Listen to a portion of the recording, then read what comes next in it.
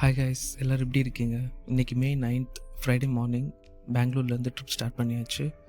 Last video 28th April upload பண்ணியிருந்தேன். 30th அங்கேருந்து unload பண்ணிவிட்டு யார்டில் வெஹிக்கிளை சேஃபாக பார்க் பண்ணிவிட்டு 1 வீக் லீவில் சென்னை கிளம்பிட்டேன். 1 வீக் லீவுக்கு அப்புறம் மே மாதம் ஸ்டார்ட் பண்ணுற ஃபஸ்ட்டு ட்ரிப் இது தான். ஸோ மார்னிங் பெங்களூர்லேருந்து கிளம்பி ஆஃப்டர்நூன் 2 o'clock ஆந்திரா ரீச் ஆகிட்டேன். லன்ச் கம்ப்ளீட் பண்ணிவிட்டு ஈவினிங் 4 o'clock லோடும் ஏற்றிட்டாங்க.